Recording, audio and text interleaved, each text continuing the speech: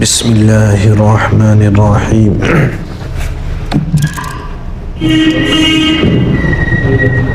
عن عمر بن الخطاب رضی اللہ عنہ قال قال رسول اللہ صلی اللہ علیہ وسلم انما الاعمال بالنیات وانما لامرئ ما نوى فمن كانت هجرته إلى الله ورسوله فهجرته إلى الله ورسوله ومن كانت هجرته إلى دنيا يصيبها أو امرأة يتزوجها فهجرته إلى ما هاجر إليه متفق عليه أو كما قال عليه الصلاة والسلام۔ محترم عزیزو، بزرگ اور دینی مانی بھائیو، درس حدیث کا آغاز گزشتہ ہفتے ہو چکا اور اس سلسلے میں حضرت مولانا تشریف لائے تھے اور اس سلسلے میں اہم اور بنیادی باتیں وہ ہم سب کے سامنے مولانا نے بیان کی تھی۔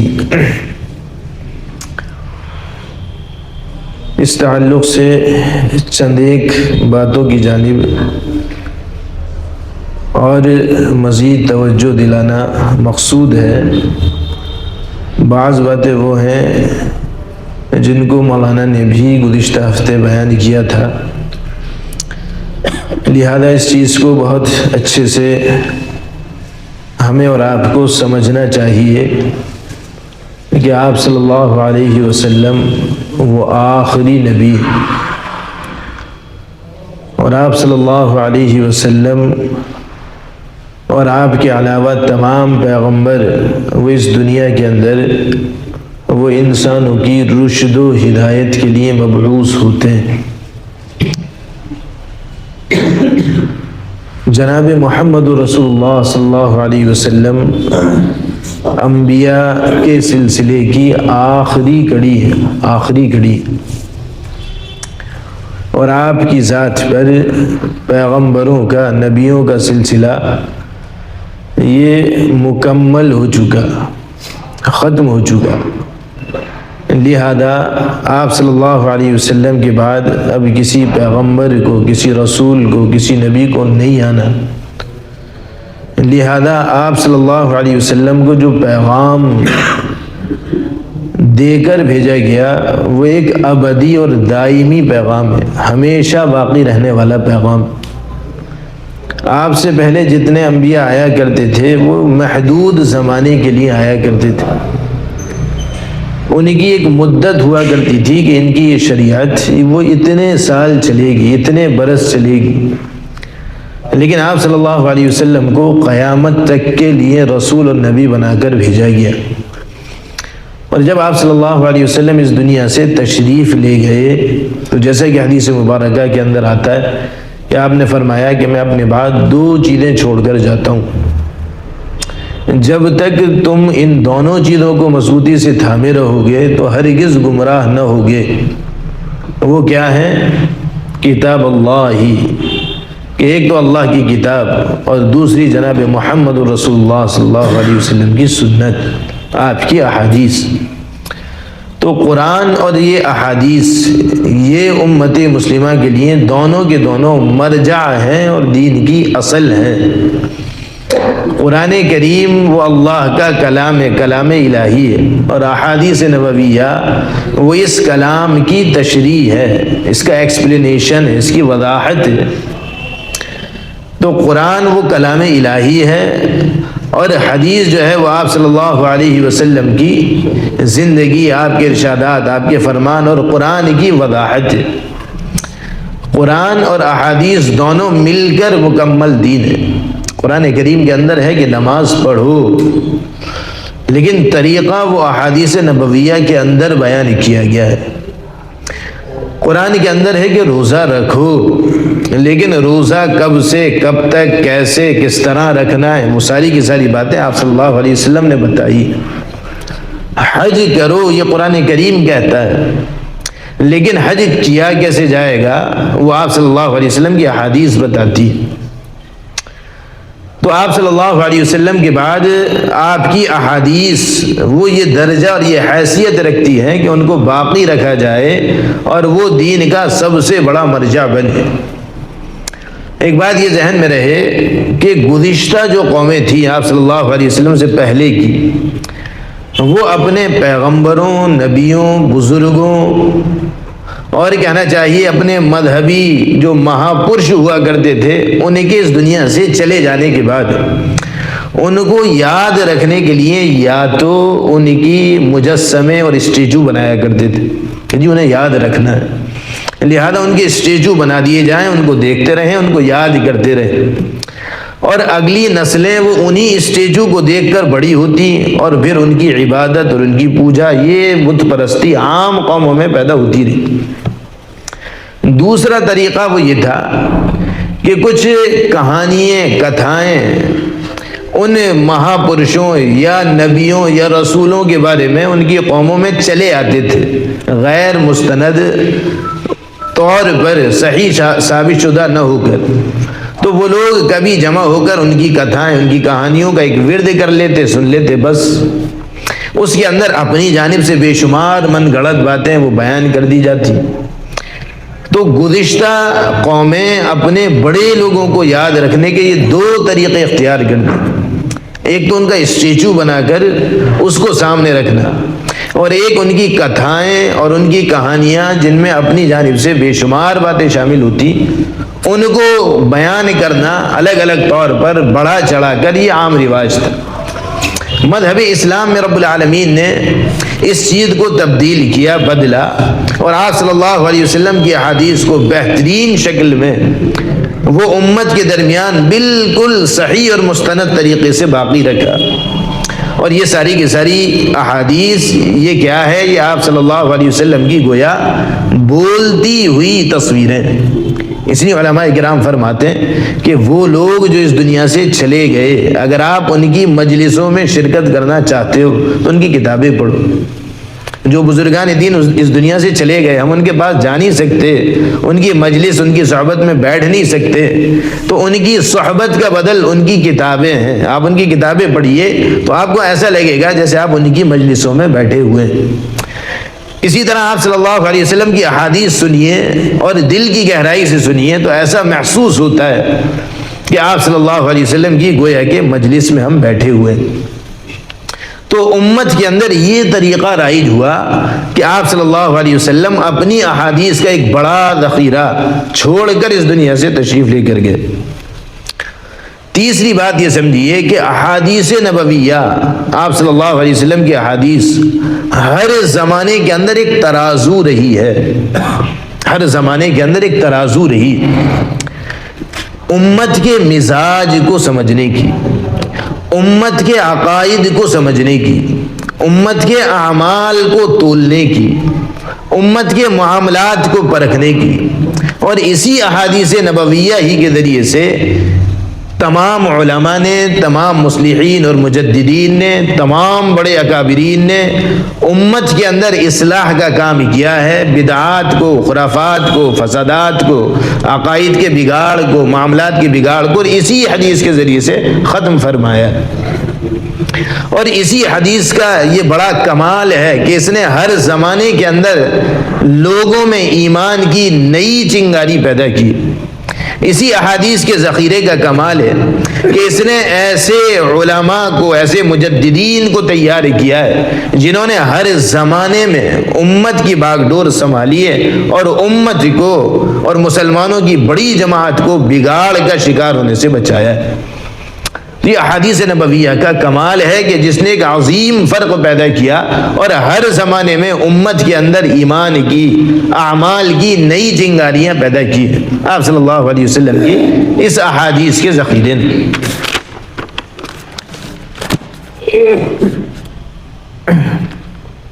ایک چیز یہ سمجھیے کہ آپ صلی اللہ علیہ وسلم کے اس دنیا سے تشریف لے جانے کے بعد آپ کی ساری باتیں وہ صحابہ کرام کو حفظ یاد تھیں،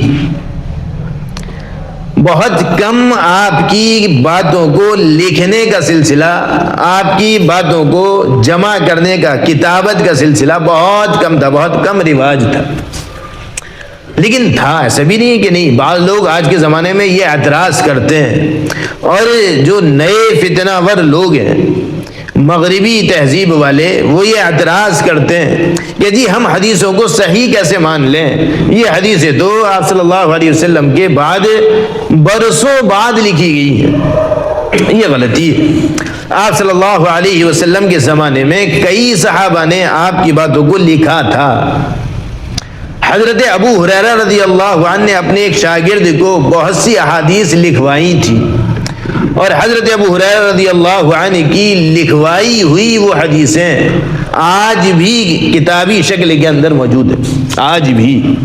اور سن 58 ہجری میں حضرت ابو ہریرہ رضی اللہ عنہ کا انتقال ہوا ہے۔ حدیث کی سب سے پرانی کوئی کتاب ہے تو وہ کتاب ہے جو آج بھی موجود ہے۔ لیکن عام طور سے آپ صلی اللہ علیہ وسلم کی ساری احادیث کو جمع کرنے کا رواج وہ صحابہ کرام کے زمانے میں نہیں تھا، بلکہ حضرت عمر رضی اللہ عنہ نے تو سختی سے منع کیا تھا کہ آپ صلی اللہ علیہ وسلم کی کوئی حدیث نہ لکھی جائے۔ وجہ کیا تھی؟ اللہ تعالیٰ کی بڑی حکمتیں ہوتی ہیں، اللہ کا کوئی بھی حکم، کوئی بھی فیصلہ مصلحت سے خالی نہیں ہوتا۔ حضرت عمر رضی اللہ عنہ نے حدیث کے لکھنے کو منع فرمایا تھا، اور وجہ یہ بیان کی تھی کہ آپ صلی اللہ علیہ وسلم کا وصال ابھی ہوا ہے، اور حضرت عمر رضی اللہ عنہ کا مزاج وہ مسلمانوں اور اسلام کے سلسلے میں بڑا حساس تھا، بڑی گہری نگاہ تھی جو حضرت عمر رضی اللہ عنہ کو اللہ کی جانب سے عطا فرمائی گئی تھی۔ وہ جانتے تھے اسلام کے مزاج کو، وہ جانتے تھے مسلمانوں کے مزاج کو۔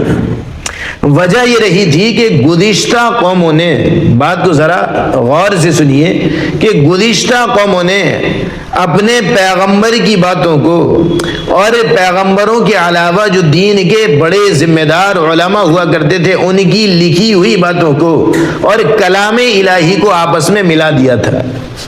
عیسائیوں نے کیا کیا، یہودیوں نے کیا کیا کہ تورات ایک جانب اور ان کے بعد کے بزرگوں کی لکھی ہوئی کتابیں جس کا نام تلمود ہے، جو اس تورات کی گویا کہ تشریح ہے، تفسیر ہے، ان دونوں کو ملا دیا۔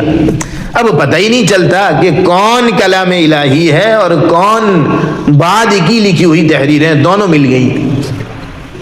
عیسائیوں نے اپنی اصل کتاب انجیل کے اندر نامعلوم کیا کیا باتیں وضاحت کے طور پر لکھی تھی، جیسے کہ قرآن کریم کی تفسیر ہوتی ہے تو وہ کتابیں اس زمانے کے اندر لکھی گئی۔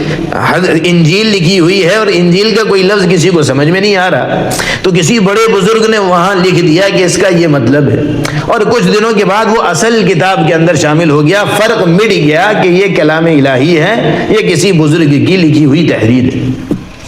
حضرت عمر رضی اللہ عنہ کی نظر تھی اس پر کہ اگر حدیث کو لکھا گیا تو قرآن ابھی نازل ہوا ہے، اس کو زیادہ کہنا چاہیے عرصہ نہیں ہوا، زیادہ طویل وقفہ نہیں ہوا، اور قرآن کے سلسلے میں ابھی بڑا کام باقی ہے۔ قرآن کو لکھنا، قرآن کو جمع کرنا، اس کو مرتب کرنا، اس کے ایک ایک معنی کے اندر غور کرنا، قرآن کا بھی ایک بڑا کام باقی ہے۔ اب اگر قرآن کا کام نہ کیا گیا، حدیث کا شروع کر دیا گیا تو کیا ہوگا کہ قرآن یا تو ذہنوں سے نکل جائے گا، صحابہ کی جماعت چلی جائے گی اور قرآن کو سمجھنے والے باقی نہ رہیں گے، یا پھر یہ ہوگا کہ قرآن بھی اگر لکھا گیا اور حدیث بھی اگر لکھی گئی تو پھر کیا ہوگا، دونوں آپس میں مل جائیں گے اور امت یہ فرق کرنا چھوڑ دے گی کہ کون سا اللہ کا کلام ہے اور کون سا جناب محمد رسول اللہ صلی اللہ علیہ وسلم کا فرمان۔ دو صحابی کسی علاقے کے اندر جا رہے تھے، حضرت عمر رضی اللہ عنہ ان کو چھوڑنے کے لیے مدینے سے کافی باہر تک تشریف لے کر گئے، اور پھر ان سے پوچھا کہ جانتے ہو کہ میں تمہیں یہاں تک چھوڑنے کے لیے کیوں آیا ہوں؟ کہنے لگے کہ شاید اس لیے آئے ہیں کہ ہم اللہ کے رسول کے صحابی ہیں، ہمارے اکرام میں آپ آئیں۔ آپ نے فرمایا کہ یہ بات تو ہے، لیکن میں آیا اس وجہ سے ہوں کہ جس قوم کی جانب تم کو بھیجا جا رہا ہے وہ قوم قرآن کریم میں بہت زیادہ دلچسپی لینے والی ہے، قرآن کو بہت پڑھنے والی ہے، اس کے معنی میں بہت غور و فکر کرنے والی ہے۔ لیکن وہاں جب جاؤ اور وہ لوگ تم سے یہ کہیں کہ حضور صلی اللہ علیہ وسلم کی احادیث ہم کو سناؤ، تو ان کو حضور صلی اللہ علیہ وسلم کی کوئی حدیث مت سنانا۔ آپ ذرا غور کریے، یہ بات بڑی اہم اور بہت بڑی بات ہے۔ وہ صحابی وہاں گئے، وہاں کے لوگ ان سے اصرار کرتے رہے کہ آپ ہم کو اللہ کے رسول کی احادیث سنائیے، اور ان صحابی نے کہہ دیا کہ ہم کو حضرت عمر رضی اللہ عنہ نے منع فرمایا ہے کہ ہم آپ کو اللہ کے رسول کی کوئی حدیث نہ سنائیں۔ وجہ یہی تھی کہ کہیں ایسا نہ ہو کہ احادیث اور قرآن کو ملا نہ دیا جائے، لکھنے کے اس رواج کے ذریعے سے یہ دونوں چیزیں مکس نہ ہو جائیں، تاکہ آگے امت حدیث اور قرآن کے اندر فرق کرنا چھوڑ نہ دے۔ تو یہ احتیاط تھی، اور یہی وہ زمانہ تھا حضرت عمر رضی اللہ عنہ کا کہ اس میں قرآن کریم کو جمع کیا گیا، قرآن کو لکھا گیا، قرآن پر محنت ہوئی، اور احادیث کو بعض صحابہ نے بغیر لکھے اس پر محنت جاری رکھی۔ ایسا نہیں تھا کہ اس پر محنت نہ ہوئی۔ اور پھر کچھ عرصے کے بعد ایک شخصیت، اسلام کی بڑی اہم شخصیت، حضرت عمر ابن عبد العزیز رحمۃ اللہ علیہ، جو حضرت عمر رضی اللہ عنہ ہی کے ہم نام ہیں، اور حضرت عمر رضی اللہ عنہ ہی کے خاندان سے ہیں، گویا انہی کی اولاد میں سے ہیں۔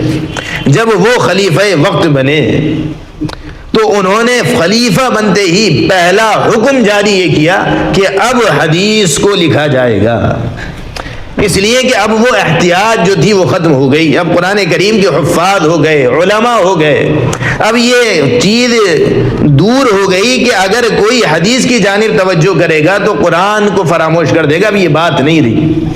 لہذا حضرت عمر ابن عبد العزیز رحمۃ اللہ علیہ نے خلیفہ بنتے ہی اس وقت کے بڑے محدث تھے حضرت ابو بکر ابن محمد ابن حزم رحمۃ اللہ علیہ، ان کی جانب خط لکھ کر بھیجا کہ حضور صلی اللہ علیہ وسلم کی جو حدیث بھی جہاں ملے اس کو فوراً لکھ لو، مجھے یہ اندیشہ ہے کہ علم اٹھ جائے گا اور علماء وہ باقی نہ رہیں گے، لہذا اب حدیث کا لکھنا ضروری ہے۔ تو سب سے پہلے حدیث کو لکھنے کا عام رواج، میں نے عرض کیا کہ رواج تو پہلے سے تھا، لیکن عام رواج حدیث کو مرتب کرنے کا اور کتابی شکلوں کے اندر لانے کا وہ حضرت عمر ابن عبد العزیز رحمۃ اللہ علیہ کی تحریک سے، انہی کے کہنا چاہیے تنظیم سے یہ شروع ہوا۔ اور اس کے بعد عالم اسلام کے اندر حدیث کا وہ عظیم کام شروع ہوا کہ تاریخ میں اس جیسی مثالیں نہیں ملتی۔ اور اس دوسری صدی کا نصف تھا کہ جب علم حدیث اپنے اعلیٰ مقام پر تھا، علم حدیث کے سلسلے میں علماء نے اپنی جانیں کھپا دی، اور آپ صلی اللہ علیہ وسلم کی لاکھوں احادیث کو جمع کیا۔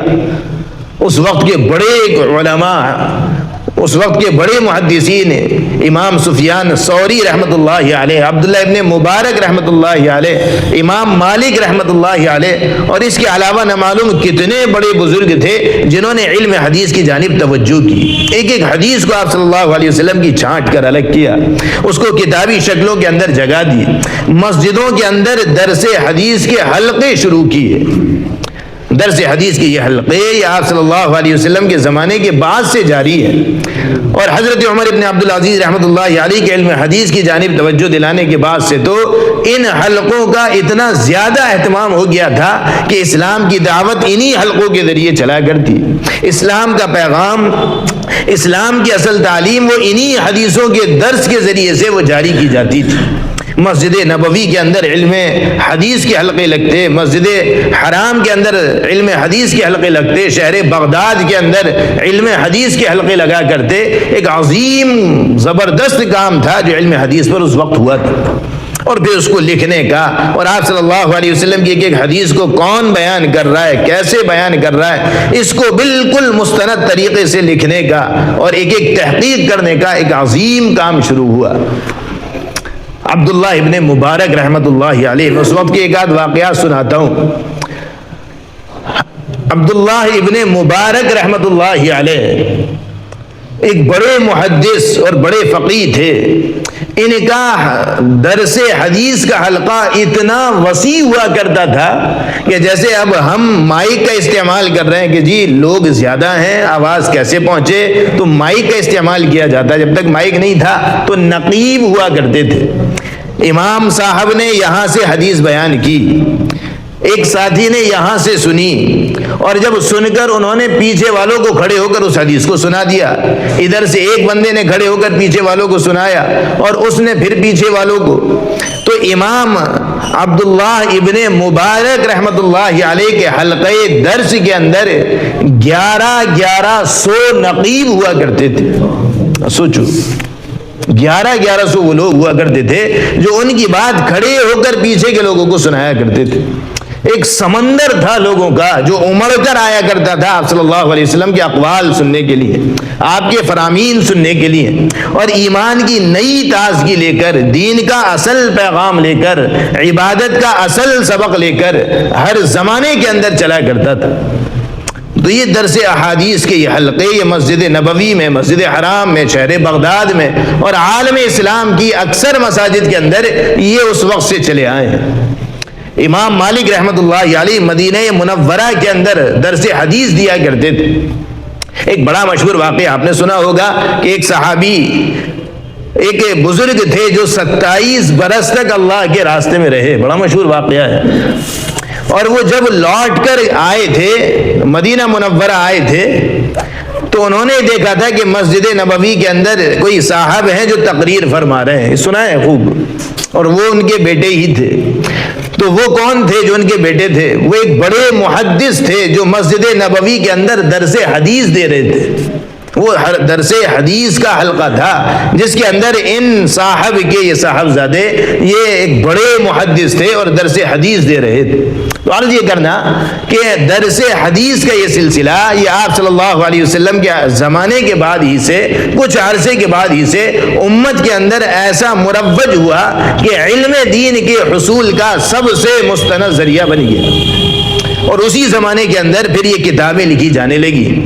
وہی زمانہ تھا تقریباً دوسری صدی کے اخیر کا زمانہ کہ جس میں بخاری شریف, ترمذی شریف, مسلم شریف اور حدیث کی عظیم کتابیں یہ مرتب ہوئی, یہ لکھی گئیں, اور آپ صلی اللہ علیہ وسلم کی صحیح احادیث کو یہ جمع کیا گیا.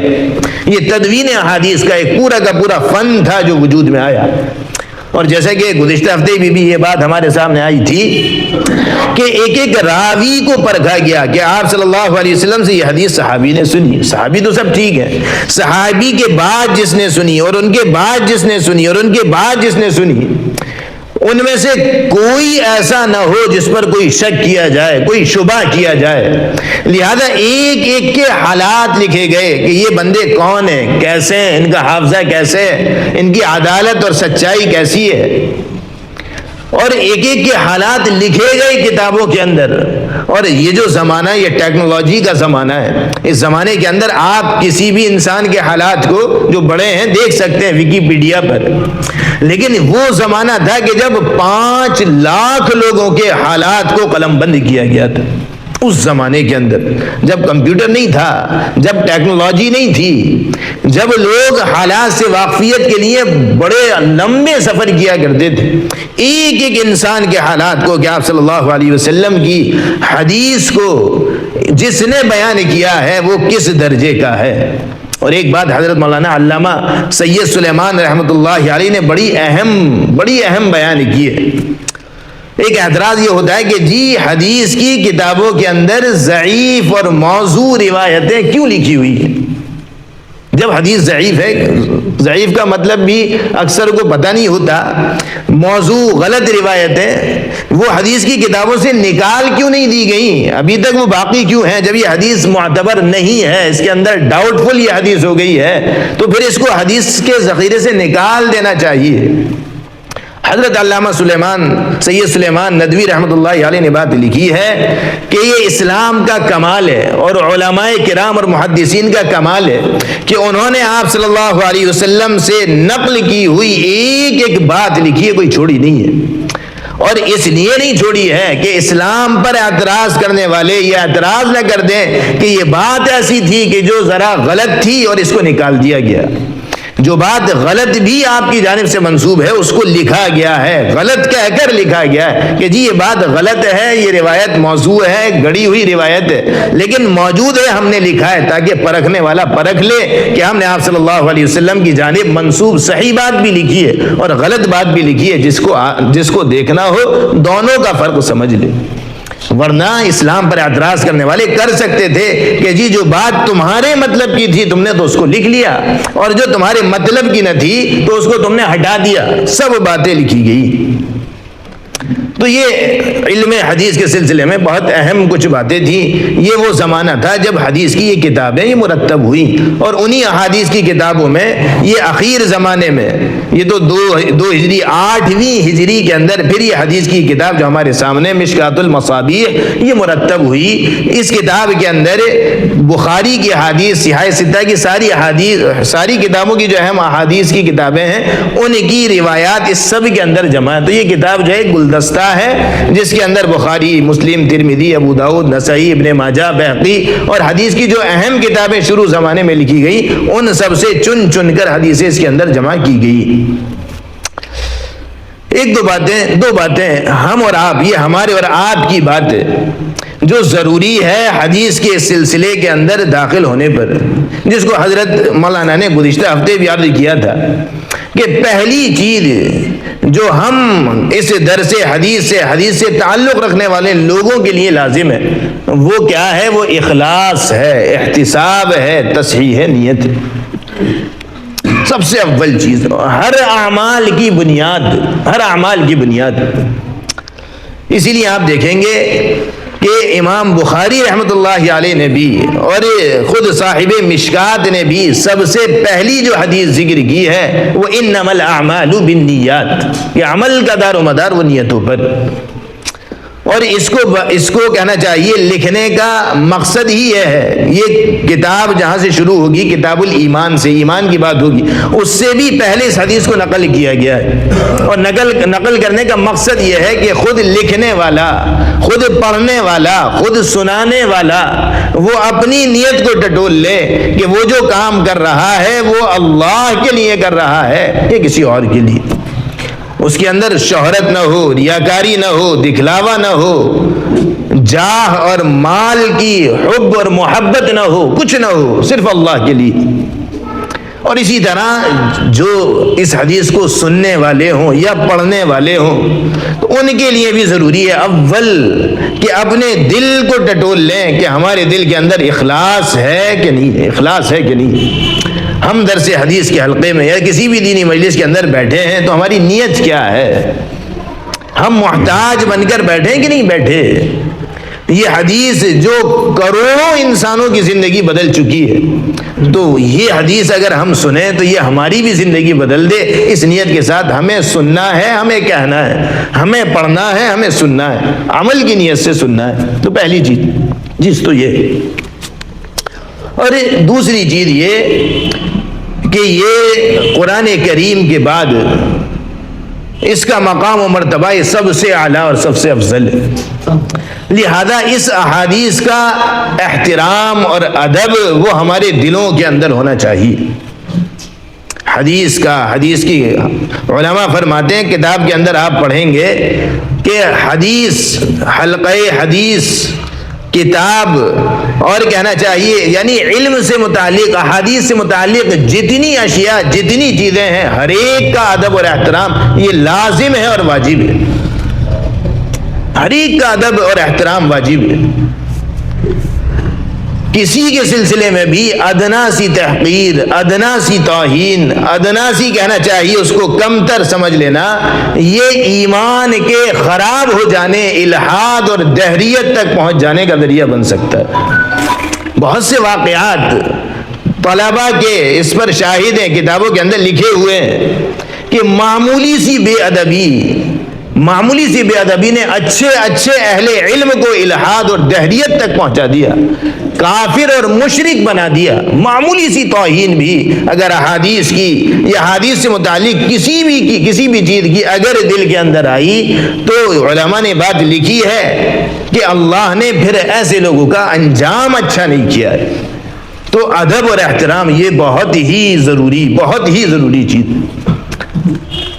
آپ بڑے بڑے علماء کے بارے میں سنا ہوگا کہ ان کے اندر احادیث کی محبت اور اس کا ادب و احترام کا کیا جذبہ تھا کہ جب آپ صلی اللہ علیہ وسلم کی احادیث بیان کی جاتی باوضو بیٹھنا, عطر لگا کر آنا. امام مالک رحمۃ اللہ علیہ آیا کرتے تھے نیا جوڑا پہن کر آیا کرتے تھے, حدیث کے ادب اور احترام کی وجہ سے عطر لگا کر آیا کرتے, باوضو آیا کرتے, اور اس کے علاوہ بہت مؤدب بیٹھا کرتے.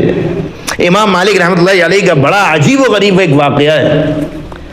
ایک مرتبہ حدیث کے درس میں آئے, بڑا مجمع لگا ہوا تھا اور امام مالک رحمۃ اللہ علیہ درس حدیث دے رہے ہیں, اور طلبہ سارے کے سارے شاگرد جو بیٹھے ہوئے ہیں وہ امام مالک رحمۃ اللہ علیہ کا چہرہ دیکھ رہے ہیں. آپ کے چہرے کا رنگ کبھی لال ہوتا ہے, کبھی پیلا ہوتا ہے, اور وہ درس دے رہے ہیں, چہرے پر ایک عجیب سی کیفیت طاری ہوتی ہے. کئی مرتبہ 7-8 مرتبہ یا شاید 17 مرتبہ ایسا ہوا. اور جب حدیث کا درس مکمل ہوا تب امام مالک رحمۃ اللہ علیہ اٹھے اور اپنے موزے کو کھولا تو اس کے اندر ایک بچھو تھا جس نے ان کو 17 مرتبہ ڈسا تھا. اور اس حدیث کے ادب اور احترام کی وجہ سے انہوں نے اپنے زبان پر اف بھی نہ لائے تھے کہ میں اللہ کے رسول کا یہ کلام پڑھ رہا ہوں. اس موقع پر تکلیف کا اظہار کرنا بھی ادب کے خلاف ہے. تو یہ دوستو یہ سمجھیے کہ حدیث اور متعلقات حدیث کا ادب و احترام یہ ہمارے ایمان کی جان ہے. تو اس سلسلے میں ادب اور احترام وہ بہت ہی ضروری ہے. اس کے بعد حدیث کا یہ پہلا حصہ, پہلی حدیث, یہ انما الاعمال بالنیات, یہ اخلاص ہی سے متعلق ہے.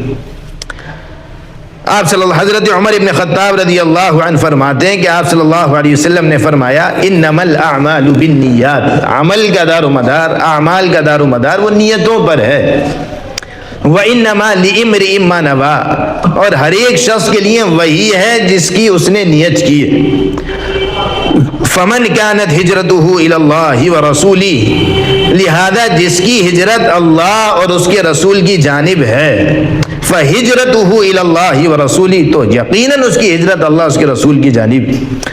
لیکن ومن كانت ہجرته الى دنیا یصیبها, اور اگر کسی کی ہجرت وہ دنیاوی غرض سے ہے کہ اس کو حاصل کر لے, او امرأۃ یتزوجها, یا کسی عورت کی وجہ سے ہے کہ اس سے نکاح کر لے, فہجرته الى ما هاجر الیہ, تو پھر حقیقتاً اس کی ہجرت اسی کی جانب ہے جس کی جانب اس نے ہجرت کی.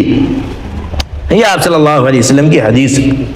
آپ صلی اللہ علیہ وسلم مکہ مکرمہ میں تھے اور آپ صلی اللہ علیہ وسلم کو صحابہ کرام کو حکم ہوا کہ ہجرت کر کر مدینہ منورہ جائیے. تو آپ صلی اللہ علیہ وسلم سے کچھ پہلے صحابی مدینہ چلے گئے, اور آپ جب گئے تو آپ کے بعد بھی کچھ ساتھی وہ ہجرت کر کر مدینہ آ گئے. ایک صحابی تھے, ان کا نام ہی تاریخ کی کتابوں میں نہیں ملتا. ایک عورت مکے کے اندر رہا کرتی تھی اور یہ صاحب چاہتے یہ تھے کہ اس عورت سے نکاح کر لیں. وہ عورت بھی مسلمان ہو گئی تھی. اس عورت نے شرط یہ لگائی کہ جی میں آپ سے نکاح کے لیے تیار ہوں, لیکن اس شرط پر نکاح کروں گی اور میرے نکاح کا مہر یہ ہوگا کہ تم ہجرت کر کر مدینہ چلے جاؤ. میں اس شرط پر ہجرت کروں گی, اس شرط پر نکاح کروں گی کہ آپ ہجرت کر کر مدینہ چلے جاؤ. تو یہ صاحب اس عورت کے کہنے پر ہجرت کر کر مدینہ منورہ چلے گئے. وہ عورت بھی گئی ہوگی. آپ صلی اللہ علیہ وسلم کو جب یہ حال معلوم ہوا تب آپ صلی اللہ علیہ وسلم نے یہ حدیث ارشاد فرمائی کہ جی آپ جو ہجرت کر کر آئے ہیں وہ اللہ کے لیے نہیں آئے. آپ نے جو ہجرت کی ہے وہ اللہ کے رسول کے لیے نہیں کی. آپ نے ایک دنیاوی مقصد کے حصول کے لیے اور ایک عورت سے نکاح کے لیے ہجرت کی, لہذا آپ کو آپ کی ہجرت سے کچھ ملنے والا نہیں ہے. آپ کو وہ مل گیا جس کے لیے آپ نے ہجرت کی تھی.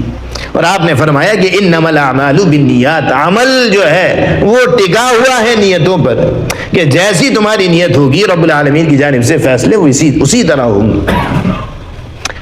تو آپ صلی اللہ علیہ وسلم نے یہ حدیث اس موقع پر ارشاد فرمائی تھی. اور یہ اہل اسلام، یہ صحابہ کرام کی خصوصیت کہیے یا اللہ تعالیٰ کی ستاری کہیے کہ ان صحابی کا نام تاریخ کی کتابوں میں ملتا ہی نہیں ہے. اللہ تعالیٰ نے ایسا پردہ ڈالا ہے، ان کا نام تاریخ کی کتابوں میں ملتا ہے تو اتنا ملتا ہے مہاجر ام قیس، کہ ام قیس کے لیے، اس عورت کا نام ام قیس تھا، ام قیس کے لیے ہجرت کرنے والے صحابی، اتنا نام ملتا ہے. ستاری کا عالم دیکھیے کہ صحابہ نے بھی اور اللہ نے بھی ان کی ستاری کی ہے، نام بھی نہیں بیان ہوا کہ کون صحابی ہے. تو دوستو اصل یہ ہے کہ ہمارے اعمال کا دار و مدار وہ نیتوں پر ہے. ہر عمل کرتے ہوئے ہم اپنی نیتوں کو ٹٹولا کریں کہ ہم یہ کام کرنے جا رہے ہیں، یہ کام کر رہے ہیں، اس کی نیت، اس کا مقصد کیا ہے. نیتیں اگر صحیح ہیں تو پھر سمجھیے کہ اعمال بھی صحیح ہیں. اللہ تعالیٰ بھی ہم سب کو نیک نیتی کے ساتھ اعمال کی توفیق نصیب فرمائے. اب آگے جو ہے وہ انشاءاللہ کتاب الایمان شروع ہوگا اور اسلام کے جو عقائد کا باب ہے وہ انشاءاللہ شروع ہوگا. ایک بات یہ عرض کر دوں کہ احادیث کے سلسلے میں یہ جو زمانہ چل رہا ہے یہ بہت ہی زیادہ فتنوں کا زمانہ ہے، بہت فتنوں کا زمانہ ہے. اور دشمنان اسلام نے اس بات کو سمجھا ہے کہ اہل ایمان کے اندر ایمان کی چنگاری جو جلتی ہے وہ احادیث کے ذریعے سے جلتی ہے. قرآن کریم ایک قانونی حیثیت ہے، وہ ایک کہنا چاہیے ایک ایسی کتاب ہے جو شارٹ کتاب ہے، اور حدیث ہے جو ایک ایک چیز کو ایکسپلین کرتی ہے، وضاحت کے ساتھ بیان کرتی ہے. قرآن یہ کہتا ہے لباس پہنو، لباس کا طریقہ حدیث سکھاتی ہے. قرآن یہ کہتا ہے اپنی معاشرت اچھی بناؤ، اپنے خاندانی نظام کو، فیملی سسٹم کو اچھا بناؤ، حدیث ہی سکھاتی ہے کہ وہ فیملی سسٹم کیا ہے. تو سب کچھ حدیث ہی بتاتی ہے. قرآن مختصر ہے اور حدیث اس کی تشریح ہے.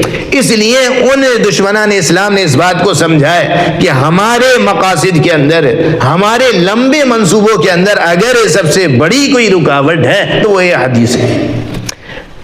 نئی نسل کو اسلام سے دور کرنے کے لیے یہ حدیث ہے جس کو ہٹانا پڑے گا. اس لیے آپ دیکھیں کہ دشمنان اسلام کی ایک بڑی تعداد ہے جو احادیث کی ماہر ہے. یہ واقعہ ہم نے خوب سنا. حضرت مولانا فضل الرحمان گنج مراد آبادی رحمۃ اللہ علیہ، انہوں نے بھی، ان کے بھی تذکرے میں یہ بات لکھی ہوئی ہے. اور اس کے علاوہ بھی اور بہت سے بزرگوں کے سے سنا کہ یہاں کے ایک نواب صاحب تھے، اور جب ہندوستان کے اندر انگریزوں کی حکومت تھی تو وہ مسلمان تھے.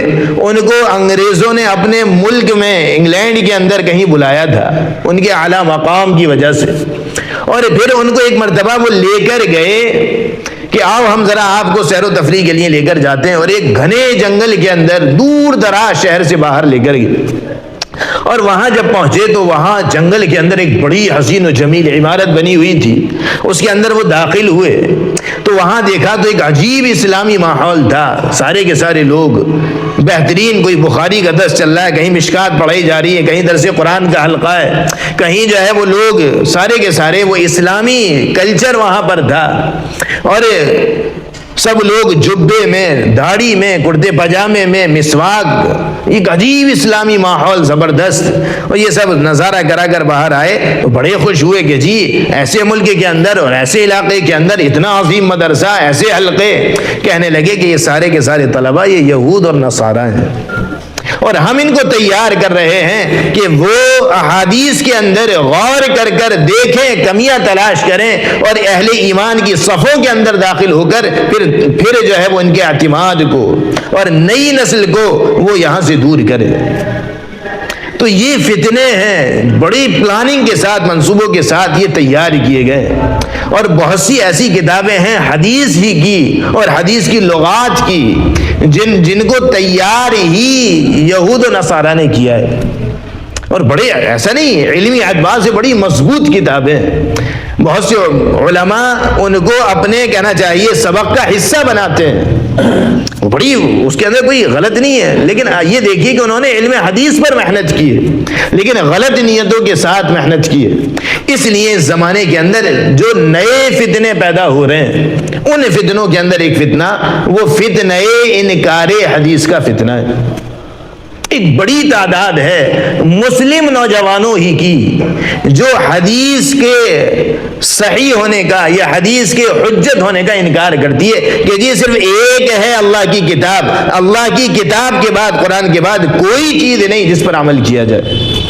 بڑے اسکالر اس وقت ایسے ہیں اور جن سے ایک بڑی تعداد نوجوانوں کی متاثر ہے اور وہ انکار حدیث کے فتنے کے اندر گرفتار ہے۔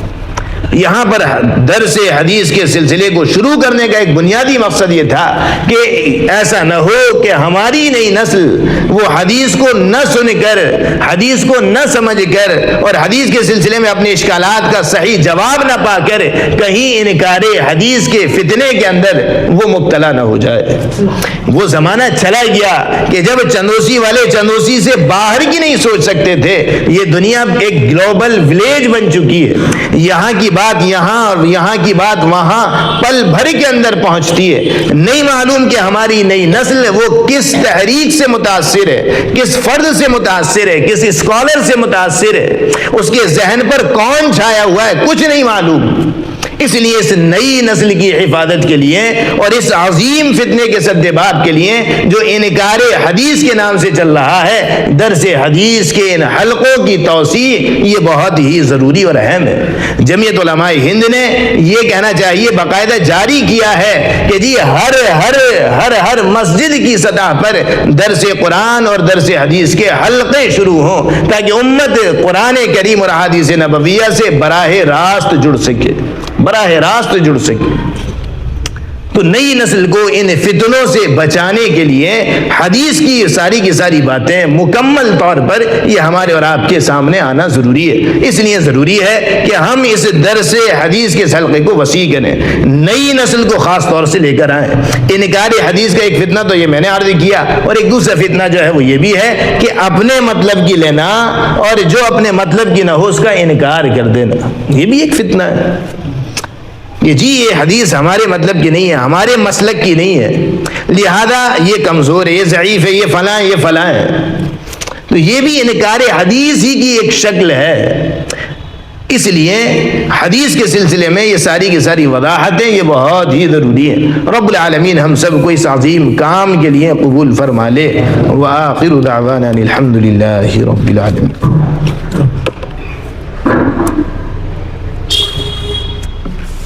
اللهم صل على سيدنا ونبينا ومولانا محمد وعلى آل سيدنا ونبينا ومولانا محمد وبارك وسلم. ربنا ظلمنا أنفسنا وإن لم تغفر لنا وترحمنا لنكونن من الخاسرين. يا الله يا رحمن يا رحيم يا حي يا قيوم برحمتك نستغيث. یا اللہ رحم کا، کرم کا، عافیت کا، سہولت کا معاملہ فرما، لغزشات کو، کوتاہیوں کو درگزر فرما، سیئات کو حسنات سے مبدل فرما۔ یا رب کریم آپ کا بڑا فضل و کرم، آپ نے بڑا انعام فرمایا، بڑا احسان فرمایا، ایمان کی دولت نصیب فرمائی۔ یا رب کریم آپ کا بڑا فضل و کرم، جناب محمد رسول اللہ صلی اللہ علیہ وسلم کا امتی بنا دیا۔ یا رب کریم آپ کا بڑا فضل و کرم، یا رب کریم آپ صلی اللہ علیہ وسلم کی بہترین ہدایات نصیب فرمائی۔ یا رب کریم آپ صلی اللہ علیہ وسلم نے زندگی کے ہر موڑ پر ہماری رہنمائی فرمائی۔ یا رب کریم آپ صلی اللہ علیہ وسلم ایک عظیم ذخیرہ احادیث کا چھوڑ کر گئے۔ یہ رب کریم اس کتاب کے اندر، اس احادیث نبویہ کے اندر ہمارے لیے بہترین سبق ہیں، عقائد کا بھی، عبادات کا بھی، معاملات کا بھی، معاشرت کا بھی، اخلاقیات کا بھی۔ یہ رب کریم آپ صلی اللہ علیہ وسلم کی احادیث یہ ہم کو انسان بنانے کے لیے ہیں، یہ ہم کو ایمان والا بنانے کے لیے ہیں، یہ ہمارے دلوں کے اندر ایمان کی تازگی پیدا کرنے کا ذریعہ ہے، یہ ہم کو ایک نئی تہذیب، ایک نیا کلچر دینے کا ذریعہ ہے۔ یہ رب کریم ہے، رب کریم یہ ہماری معاشرت کو صحیح کرنے کا ذریعہ ہے۔ یہ رب کریم اس حدیث کا علم نصیب فرما دیجئے، اس حدیث کا شغف نصیب فرمائیے، اس کا ذوق و شوق نصیب فرمائیے۔ یہ رب کریم اس کی تعلیمات ہمارے دلوں کے اندر اتار دیجئے۔ یہ رب کریم ہمارے دلوں کو آپ صلی اللہ علیہ وسلم کی تعلیمات سے بھر دیجئے، آپ صلی اللہ علیہ وسلم کے انوارات سے بھر دیجئے۔ یہ رب کریم آپ صلی اللہ علیہ وسلم کے نور سے ہمارے دلوں کو منور فرمائیے، اور پھر ہماری زندگی کو آپ آپ صلی اللہ علیہ وسلم کی سنتوں والی زندگی بنا دیجئے۔ اے رب کریم ہماری زندگی کے اعمال کو آپ صلی اللہ علیہ وسلم کے اعمال جیسا بنا دیجئے، اور ہماری زندگی کے اخلاق کو اے رب کریم آپ صلی اللہ علیہ وسلم کے اخلاق سے ملا دیجئے۔ اے رب کریم ہماری نیتوں کے اندر اخلاص پیدا فرما، اخلاص پیدا فرما۔ اے رب کریم تصحیح نیت کی توفیق نصیب فرما۔ اے رب کریم اس مجمع کے اندر جتنے احباب شریک ہیں، اے پیارے اللہ ہر ایک پر نظر رحمت ڈال دیجئے۔ اے رب کریم نظر رحمت ڈال دیجئے۔ اے رب کریم اس بستی کے اندر بھی انوار ہدایت کو عام فرمائیے، نور ہدایت نصیب فرمائیے۔ اے رب کریم اس ساری کی ساری بستی پر خاص نظر رحمت فرما دیجئے۔ اے رب کریم اس بستی کے اندر ہدایت کو عام فرما۔ اے رب کریم ہدایت کو عام فرما، اس بستی کے اندر علماء پیدا فرما، حفاظ پیدا فرما، فقہا پیدا فرما، مفسرین پیدا فرما، دین کے داعی پیدا فرما، محدثین پیدا فرما۔ اے رب کریم اولیاء کی بستی بنا دیجئے۔ اے رب کریم متقیوں کی بستی بنا دیجئے۔ اے رب کریم دین کی خدمت کے لیے ہمیں بھی قبول فرما لیجئے۔ اے رب کریم ہمیں بھی قبول فرمائیے۔ اے رب کریم آپ ہی توفیق دینے والے، آپ ہی کام لینے والے، اے رب کریم آپ ہی قبول فرمانے والے، آپ جس سے چاہتے ہیں کام لے لیتے ہیں۔ اے رب کریم ہم بڑے ضعیف ہیں، کمزور ہیں، ناتواں ہیں، اس لائق نہیں کہ دین کی خدمت کر سکیں۔ اے رب کریم آپ نے قبول فرما لیا تو ہمارا کام بن جائے گا، تمام عالم کی ہدایت کے لیے ہمیں قبول فرما لیجئے۔ اے رب کریم ہماری صلاحیتوں کو دین پر لگا دیجئے۔ اے رب کریم ہماری صلاحیتوں کو دین کی نشر و اشاعت میں لگا دیجئے۔ اے رب کریم ہماری جائز حاجات کو پورا فرما، جائز ضروریات کو پورا فرما۔ اے رب کریم بیماروں کو شفاء کاملہ عاجلہ مستمرہ دائمہ نصیب فرما۔ اے رب کریم ایمان کی حفاظت فرما، اہل ایمان کی حفاظت فرما۔ اے رب کریم تمام مدارس خانقاہوں کی حفاظت فرما، نازک حالات کے اندر استقامت کی توفیق نصیب فرما۔ اے رب کریم قدموں کو جما دیجئے، ثابت قدم فرما دیجئے، امت مسلمہ کے حال پر رحم فرمائیے۔ اے رب کریم جو مانگا نصیب فرما، جو مانگنے سے رہ گیا مقدر فرما، ان دعاؤں کو اپنے فضل و کرم سے قبول فرما۔ سبحان ربک رب العزت عما یصفون وسلام علی المرسلین والحمد للہ رب العالمین برحمتک۔